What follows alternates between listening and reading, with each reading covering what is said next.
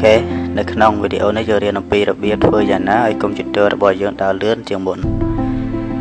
អញ្ចឹងយើងប្រហែលជាធ្លាប់ជួបប្រទះអស់ហើយនៅពេលដែលយើង start up Windows មកវាមានលក្ខណៈយឺតអញ្ចឹងយើងត្រូវតែសម្អាតប្រព័ន្ធវាដើម្បីធ្វើការសម្អាតវាបានចុចទៅលើ start ប៊ូតុងសរសេរអក្សរនៅក្នុងប្រឡោះនេះថា this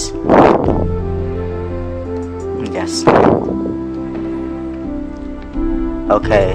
this ហើយចុចទៅលើ this clean up អញ្ចឹងនៅកន្លែងនេះអ្វីដែលយើងត្រូវតែសម្អាតវាគឺសម្អាតទៅលើ try C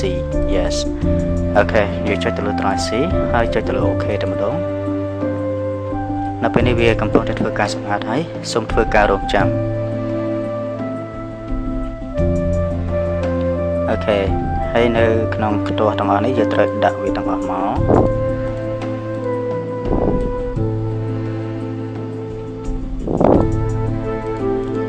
yes បញ្ហាទេណាយើងដាក់ខ្ទាស់វាទាំងអស់អូខេចុច clean up system file អូខេទៀត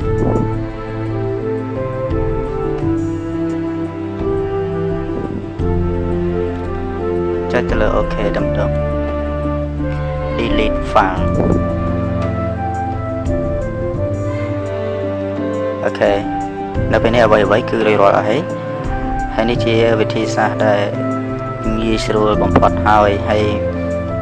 យើងនៅមានវិធីសាស្ត្រមួយទៀតនៅក្នុងការធ្វើកុំព្យូទ័ររបស់យើងដើរលឿនហើយសូមរងចាំទស្សនាវីដេអូមួយហ្នឹងទៅគឺយើងរៀនរហូតដល់ទៅ4ចំណុចឯណោះរួមទាំង clean up ផងអូខេ